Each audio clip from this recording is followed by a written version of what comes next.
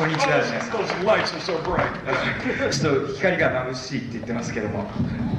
First of all, I'd like to say welcome and thanks for coming, everybody. And I'd like to say that I hope you learned something here today a little bit, and hope you get something. Hope this is informative to you in any way, no matter what kind of stuff you're using or what you want to use. I hope this works out. Okay.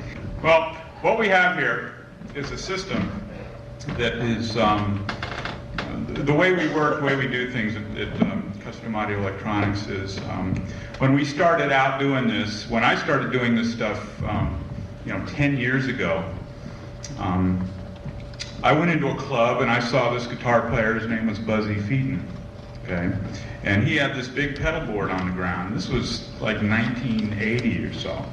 And I got up there, and I'm watching him. I'm a big fan of his and stuff. And I see there's a big tap dance going on stage.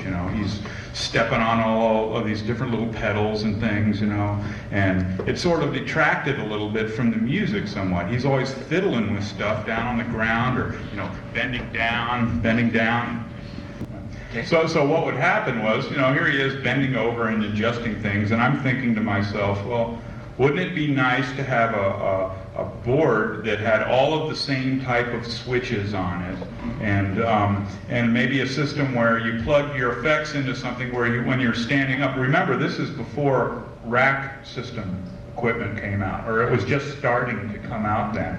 So I thought to myself, well, what if there was a switching arrangement that would allow you to be able to plug in and out different pieces of equipment depending upon your needs or what you want to use at the time, and knowing the nature of the guitar player, you're always wanting to change things, and there's always something new comes along you want to try.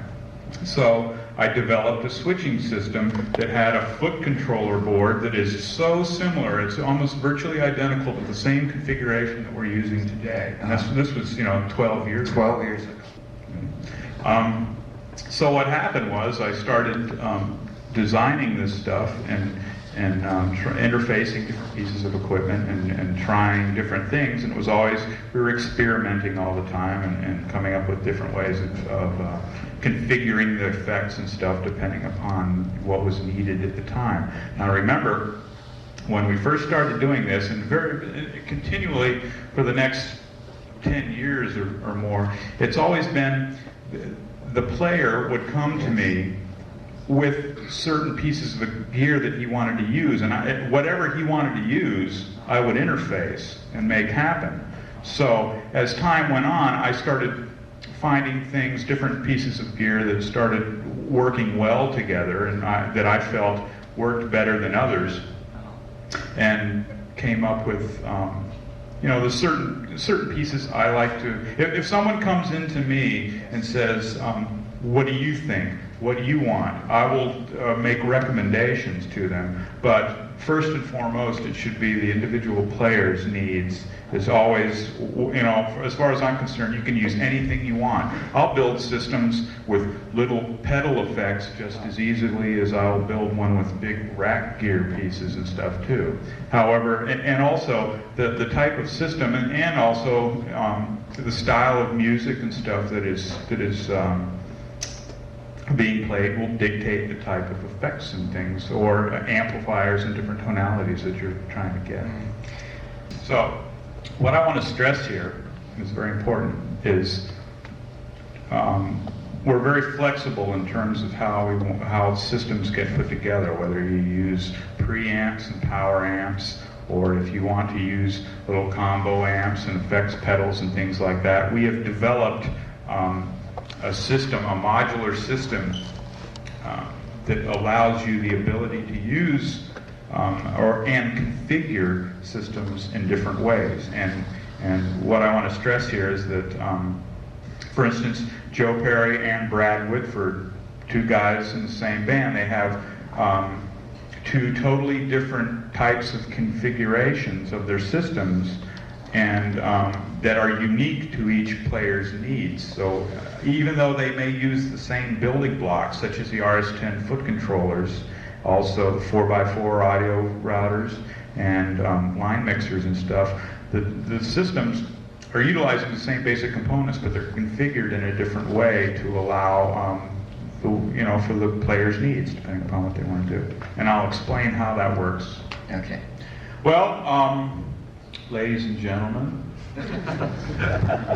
I'd like to introduce to you a very dear friend of mine who we have collaborated on different things for quite a while now in terms of systems. We work very closely, and a lot of the things that I think you see being developed these days in terms of different aspects of systems, from preamp, power amp configurations to multiple amp switching and things.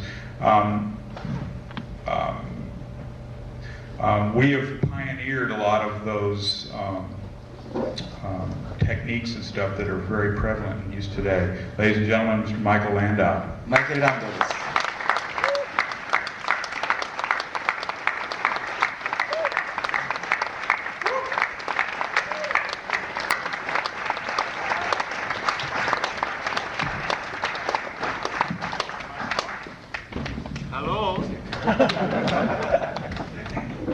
It's very good to be in Japan. Thank you. And everybody's coming to the Burning Water shows tomorrow night, right? Yeah, I'll be there.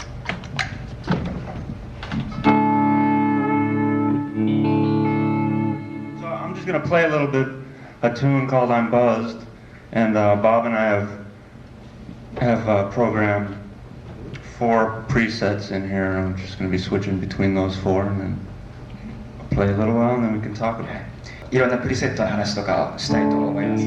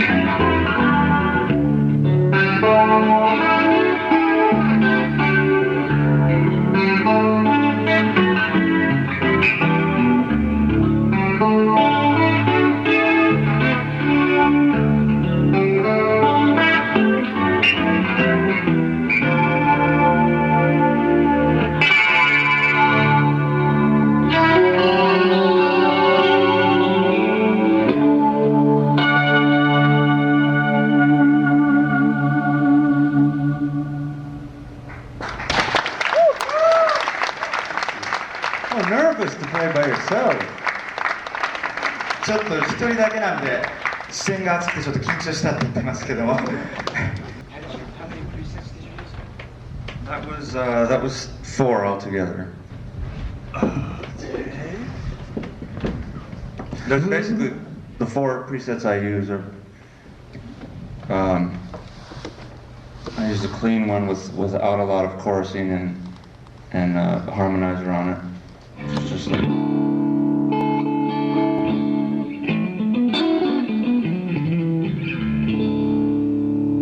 Sometimes I'll put a little delay on for a psychedelic cowboy kind of stuff.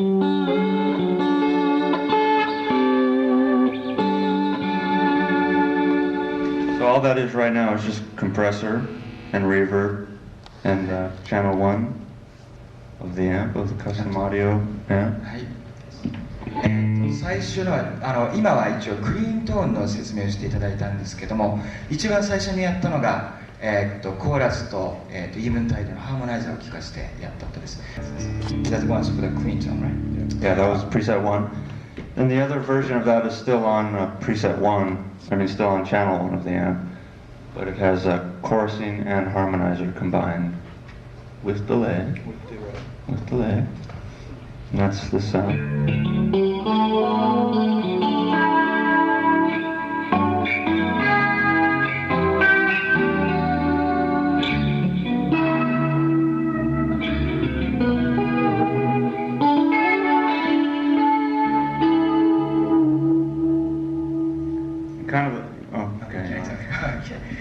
I'd like to take a second, actually, if I could, just to go down the line and explain to the audience exactly what's in this rack. Oh, that would be fine. Okay. Okay. Right. Okay. First of all, one of the first things that is the most important thing in this particular system is just the sound of the amplifier itself. Okay, that's the basis, is going to be the basis of your sound, is your amp sound, and then the effects are just icing on the cake. So, ready?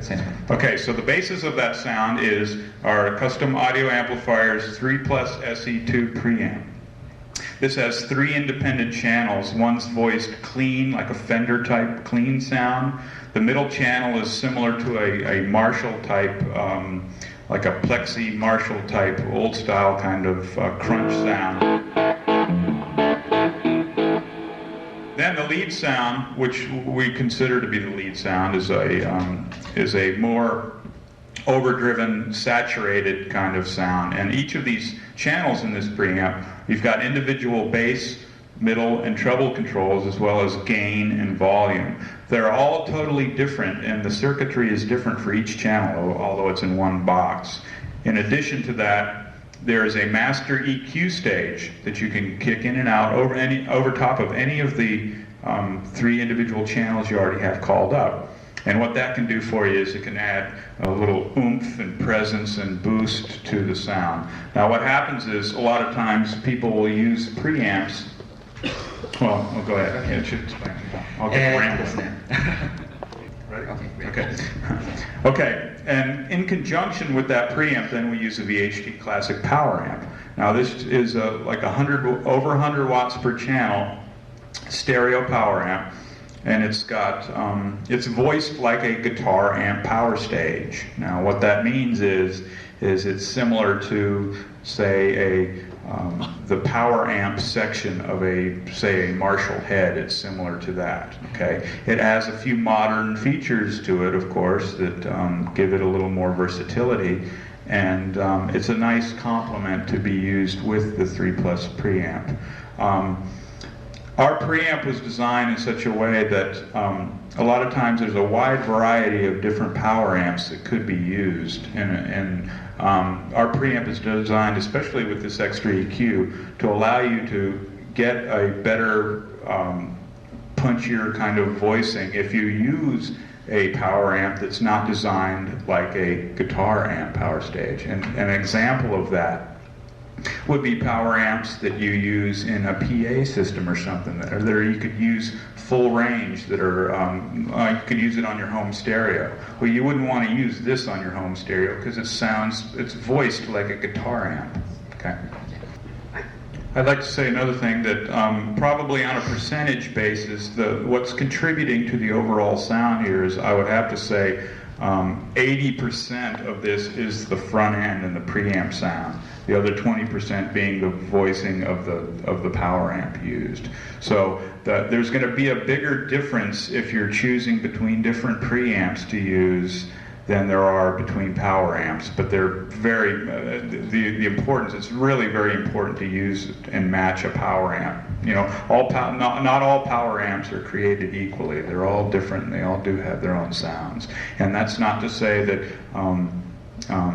tube is necessarily better than solid state either. That's not necessarily true. It's all, once again, your individual taste. But I've heard some solid state power amps sound just he's a tube man, most definitely. And I would agree with that. But you can, depending upon your budget, you can get a good sound out of a solid state amp if you have to. But I will just tell you this front end, this is all tube, and there's nothing in the signal path but tubes. So, ready? Okay, in between the preamp and the power amp now, you've got two things. You've got the switching system that allows you to access the various effects in the system and the functions of the system too. It doesn't necessarily have to be effects, which are controlled by the foot controller. And in addition to that, there's a line mixer in here too that mixes the effects along with the dry, unprocessed sound. There's no audio other than the volume pedal that comes out to the pedal board as well. So all of the switching and the functions are done via MIDI, and all the audio stays up in the rack. Now I must stress to you that the design of the 4x4 audio controller and the line mixer are done with the utmost sonic clarity and a minimum amount of active electronics in the signal path. So it does not impart any coloration whatsoever into the sound as well. Now the line mixer is a very important part of this whole thing as well, and what it allows you to do is mix the effects together. Okay. Well, what we've found over the years, and Mike and I have been through this so many times, and utilizing our main goal is to try to keep the signal path very short between the preamp and the power amp, and we've come up with different techniques and configurations of applying the effects to the dry unprocessed sound. And one of the ways that we do that is with the line mixer. Now, as you can see here, you would think normally of a line mixer of having a bunch of knobs and level controls on it and pan controls. Well, all of that stuff I feel imparts a sonic degradation to the sound. So what our line mixer does is it just electronically mixes the signals and adds the signals together, and if you need to make adjustments in balance between effects, you do it at the effects themselves. That eliminates a lot of unnecessary controls and cause for confusion. Those of you who have probably seen pictures of Mike's systems and stuff in the past have probably seen, well, he's sure got a whole bunch of stuff in that rack, and what's it all in there for? Well, Mike's original system, the big rack system that you see that he uses, is utilizing many of these same effects and things. However, that system was designed many, many years ago, and we've updated it, the signal path and stuff. However, for his applications, that particular system was designed, it does not utilize any MIDI control functions or anything. There's no MIDI in that system. So that means you've got to have a dedicated effect for each type of sound you need. And depending upon where that effect is in the signal path will dictate the sound. And we'll give you an example of that in a second. Do they have the block diagram of the system in these little folders and stuff? They do. Okay. Well, as you can see in the diagrams that you've been given, certain effects are used in the signal path in a certain way. And what we like to do often enough is have some effects affect other effects, meaning a series parallel type configuration. So, for instance, the Eventide harmonizer is used in mix 1, and that is actually feeding the other two effects that are in Mix 2. In other words, the Lexicon PCM70 and the Boss SE50 are being fed signal that is harmonized and has reverb on it that we're using the SE50 for. So what happens is the effects affect each other, but your dry on-process sound remains unaffected and clear. Mike will give you an example of what we're talking about here too, in that how a chorus will be added to a harmonized type sound to give a lush, more full effect. では実際にマイケルがちょっとデモをしてくれるそうですので。 And then we're switching to a harmonizer, Yeah. a lower octave kind of.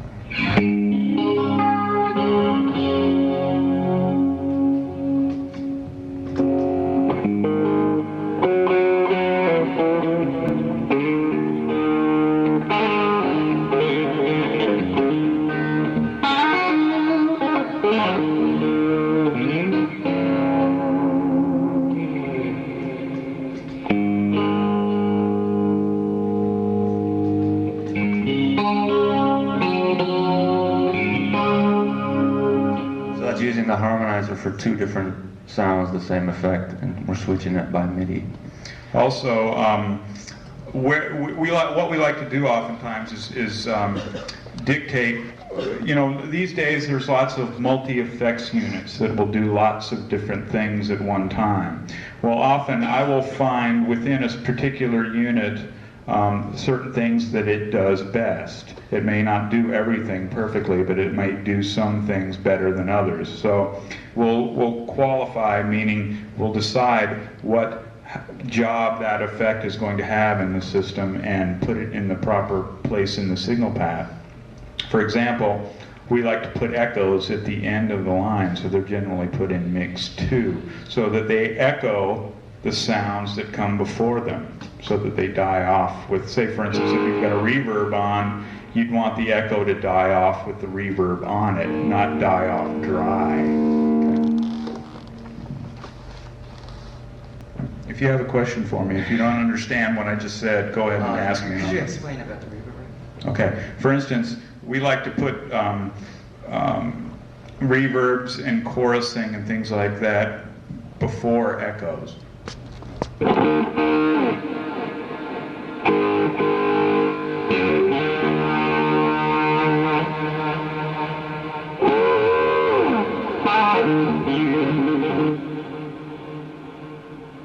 That's an example of having your echoes die off with, you know, a little chorusing or a little reverb on them. Not so much chorusing, but a little reverb.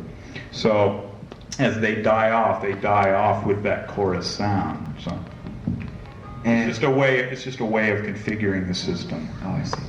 So once again, this particular system represents a very you might consider a high-end, expensive equipment, which is, you know, what you're going to do is you're going to go for whatever your budget allows you to do, and hopefully, you know, if you want the best available, this represents some of the best, you know, professional gear that is available these days. Once again, if your budget doesn't require those kind of things, then I can't stress enough trying to save your money. and buy up. But once again, there's things, little, you know, pedals and stuff work great too. And as you'll see, it all depends upon the kind of sound you're trying to get. And there's nothing is necessarily better than other things, unless, you know, you got to qualify them once again. You know, some people use little pedal choruses and things like that, and they sound great. Like, you know, that's David Gilmour's way of Pink Floyd. He gets a great sound, you know. And even Mike's other system that he uses in Burning Water utilizes pedals and stuff, and we switch old amplifiers and things like that. And it's a whole nother approach, you know. So it's one's not necessarily better than another. It's just that it's your personal preference.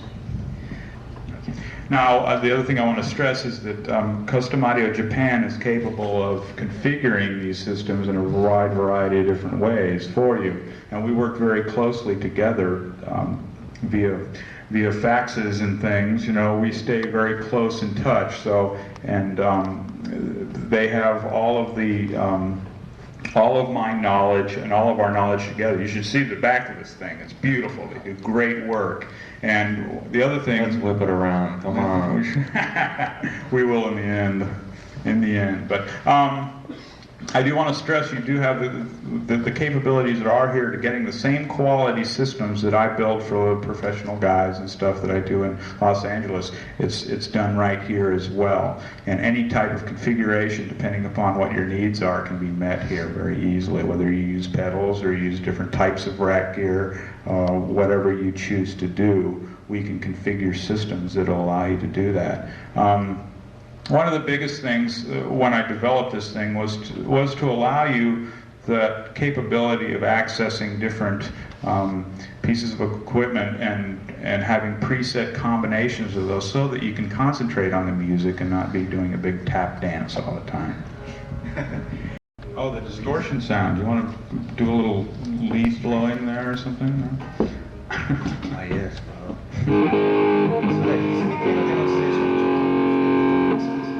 This is channel 3. I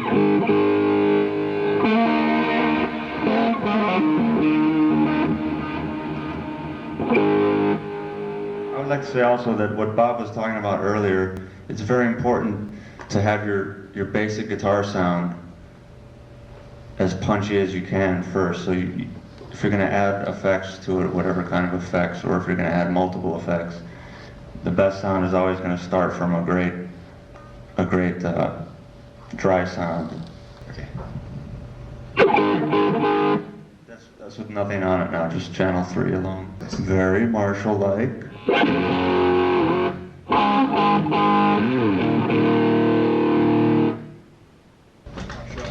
Channel 2? This is channel 2. This is a little more. 次はチャンネル2です。 More like an older Plexi Marshall type sound. ちょっとヴィンテージ系のマーシャルっぽい音が。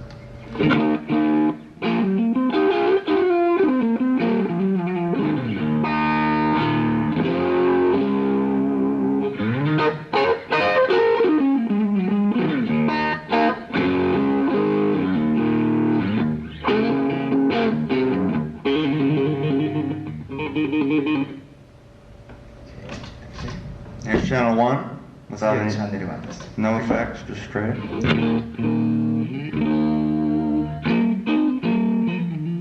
Made this like a Fender, right? More of a Fender type sound. フェンダーの音に非常に近づけて作った。 Like a Fender Twin or even a Super.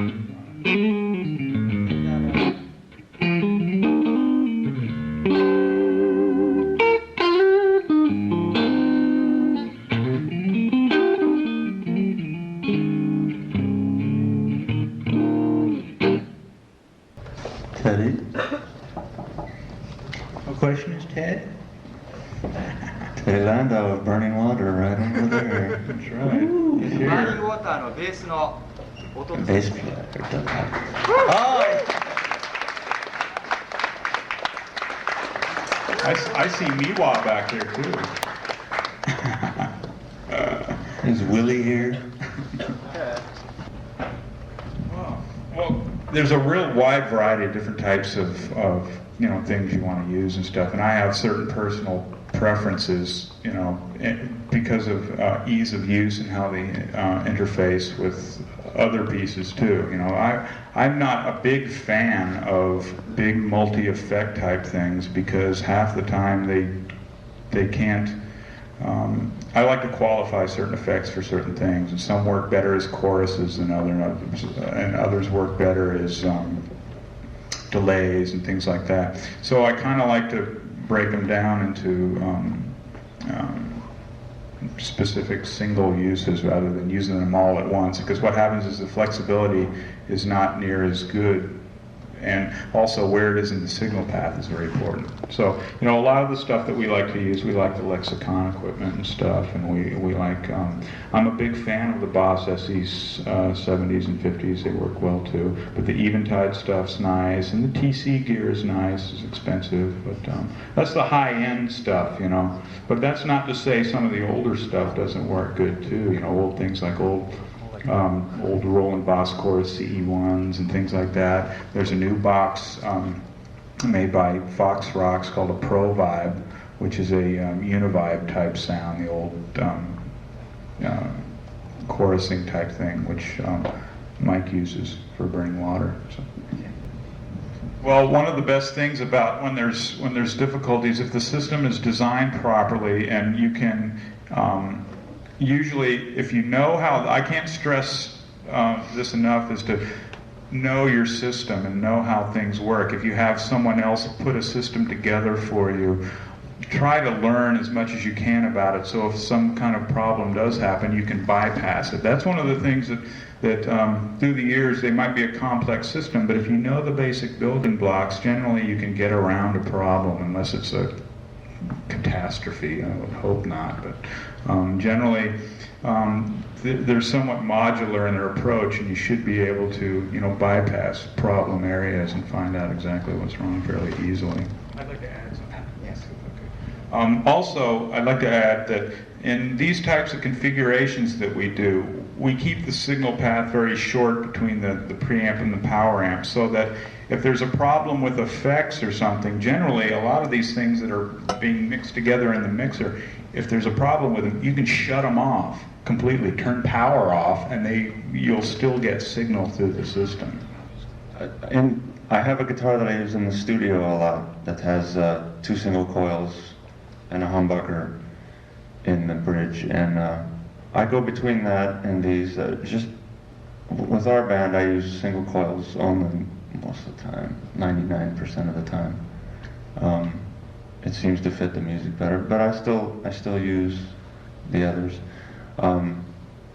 As far as the Floyd Rose, I don't like the sound of those very much anymore, so I'm trying to get away from those. They tend to thin the sound up a little bit, and the tension is a little odd. It's a little weak. ちょっといっぱいすぎてあれなんで、指名してくれって知ってる人で。なんで？Okay, wait. Michael?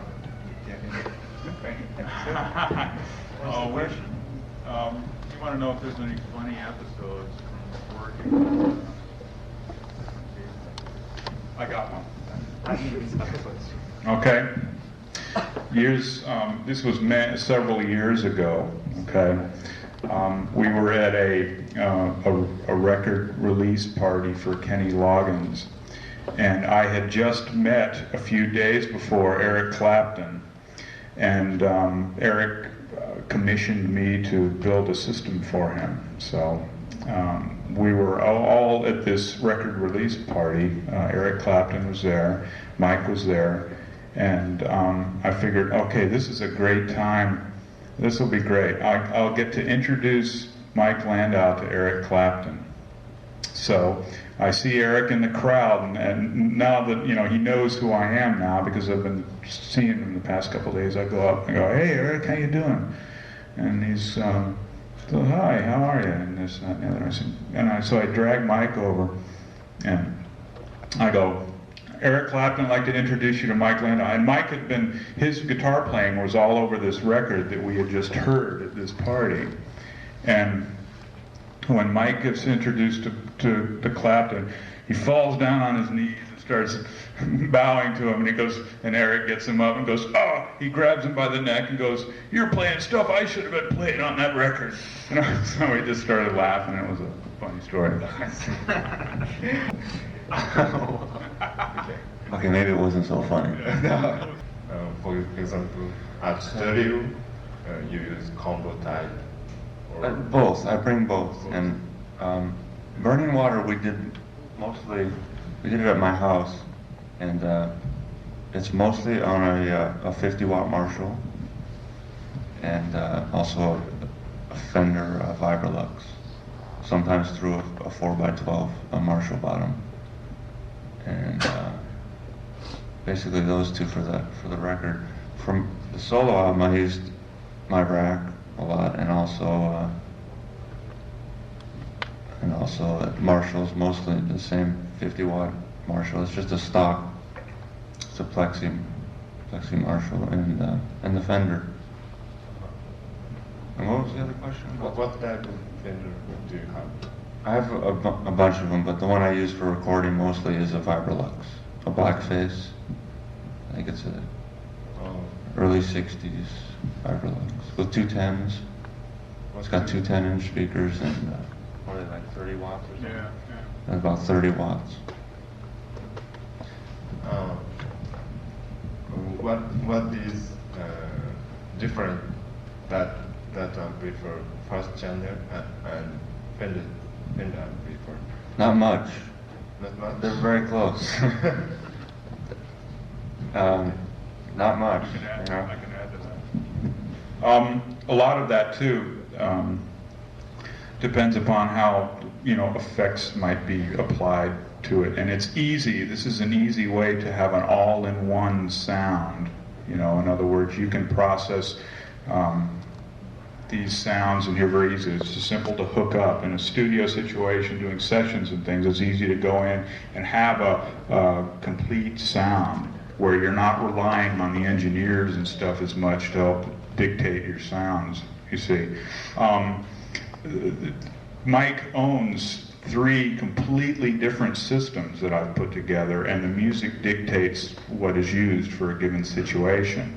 For instance, the Burning Water system can select between 4 different amplifiers and then add, pedal effects to that, because that's the type of music that's the sound, the immediacy. That there's like, for instance, in that there's no echoes in this system. It's dry and punchy, and you might call it more of a vintage type of sound kind of thing, you might say.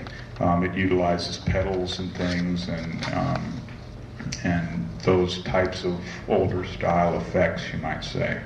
So, depending upon the style of music or the job, you'll use a different tool for it. It's a different, in other words, it's a different toolbox for the job. You have a toolbox to work on your car, you don't use the same tools to work on your house. You know what I mean? It's different.